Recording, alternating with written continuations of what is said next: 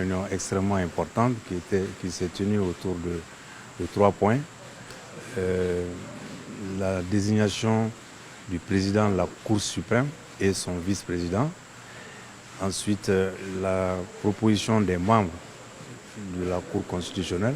Vous savez que le Conseil supérieur doit désigner 3 membres. Et puis, très rapidement, un examen de la situation judiciaire du pays.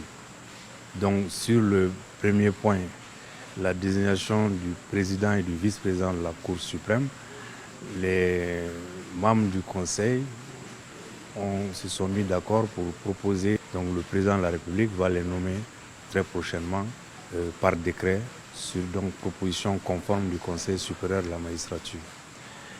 Ensuite, en ce qui concerne la Cour constitutionnelle également, les membres du Conseil supérieur se sont mis d'accord sur 3 noms qui ont été proposés et qui seront donc nommés au titre du Conseil supérieur de la magistrature.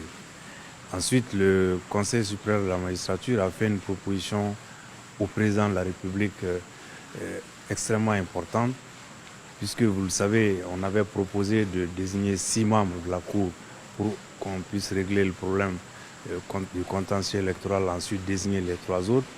Le Conseil a trouvé que ce n'était pas une solution conforme à la Constitution et a proposé donc que l'Assemblée nationale choisisse parmi une liste de 6 à 7 personnes proposées par la société civile les 3 membres qui doivent être désignés au titre de l'Assemblée. Puisqu'on a fait cette proposition au président de la République lui-même qui a accepté de renoncer à ses prérogatives constitutionnelles, il n'y a pas de raison qu'on ne demande pas la même chose à l'Assemblée nationale. Donc je pense que c'est une solution très intelligente qui est en plus conforme à la Constitution, qui va nous permettre donc d'avoir les 9 membres de la Cour constitutionnelle dans les jours qui viennent. Et ces nouveaux membres vont prêter serment devant l'Assemblée nationale et la Cour suprême, comme le prévoit la Constitution.